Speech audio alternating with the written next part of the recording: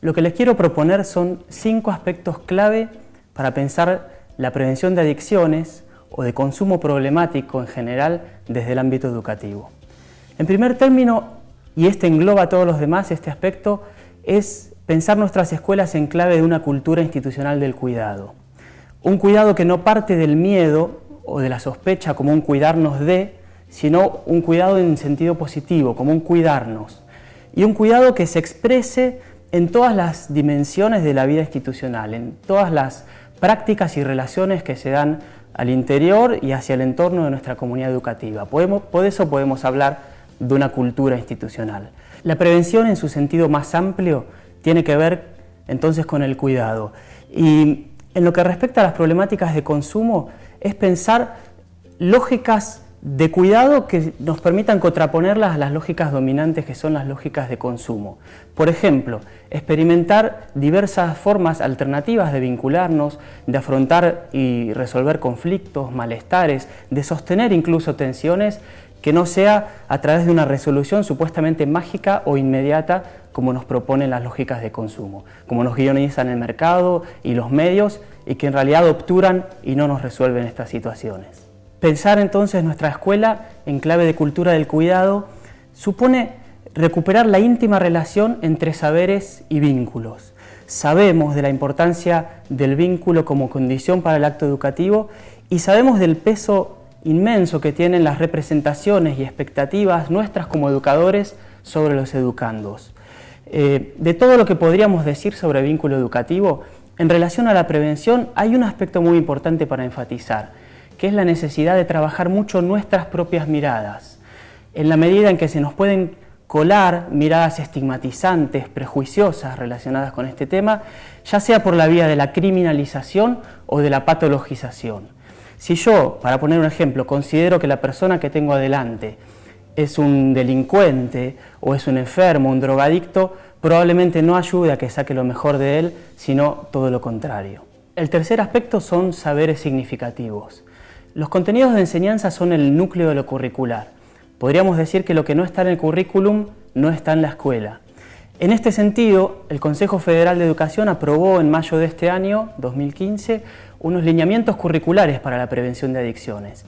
Ahí se establecen una serie de contenidos gradualmente específicos a partir del segundo ciclo de primaria que corren en las áreas inseparablemente de las ciencias naturales y de la formación ética y ciudadana y que, dicho sea de paso, son obligatorios en todo el país, en todos los niveles de enseñanza porque son acuerdos federales que vale la pena conocer, hay que conocer. Lo que es importante tener en cuenta es que las sustancias, las drogas, sean legales o ilegales, no son el eje ni el centro del problema.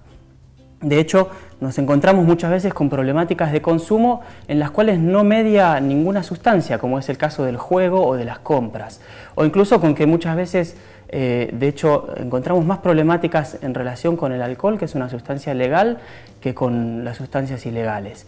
Entonces, es que el problema pasa por otro lado.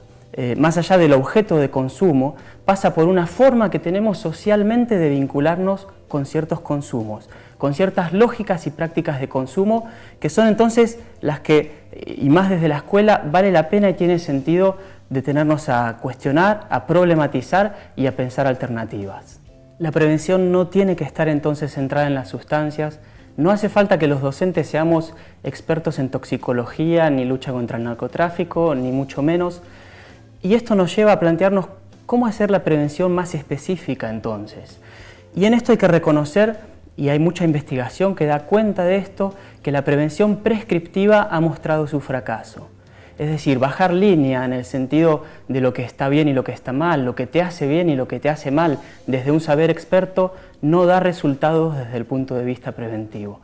Lo que necesitamos es pasar de una prevención prescriptiva a una prevención participativa, que surja de las propias representaciones, inquietudes, incluso prácticas de los propios sujetos. No hay sujetos que hacen la prevención y objetos de la prevención, todos somos protagonistas.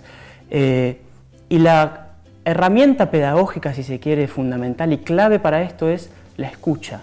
es decir, habilitar y disponer, y esto hace falta proyectar dispositivos, tiempos y lugares que nos permitan hacer circular la palabra en torno al tema, habilitar espacios de hablar sin miedos y prejuicios y sobre todo poder escuchar para que desde las dinámicas y lógicas de pares, especialmente cuando trabajamos con adolescentes y jóvenes, puedan surgir protagónicamente las prácticas de cuidado que se contrapongan a las lógicas y prácticas de consumo.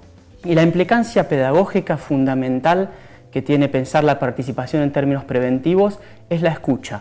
Es decir, disponer de tiempos, de lugares, hace falta planificar también estos dispositivos que nos permitan habilitar espacios de circulación de la palabra, que se pueda hablar del tema sin miedos y prejuicios, partiendo de las propias inquietudes de quienes participan y desde ahí construir prácticas de cuidado, fundamentalmente entre pares. Por último, pensar nuestras escuelas en clave de una cultura del cuidado supone vivirlas como un lugar habitado y enredado. ¿En qué sentido? Habitar un lugar no es lo mismo que simplemente ocuparlo. Un lugar habitado es donde podemos ser nosotros mismos, un lugar que sentimos como propio, en el que podemos ser protagonistas, tejer vínculos significativos, en el que podemos ser nosotros mismos. Y esto es sumamente fortalecedor de este espacio como lugar de pertenencia y de los proyectos de vida de las personas que ahí se encuentran, que ahí experimentan. Y un lugar enredado porque si pensamos la escuela en términos de cultura del cuidado desde un punto de vista de salud comunitaria, esto supone entenderla como parte de una red junto con organizaciones y actores del entorno, fomentando intercambios permanentes y no desde una lógica simplemente de derivación, sino de corresponsabilidad.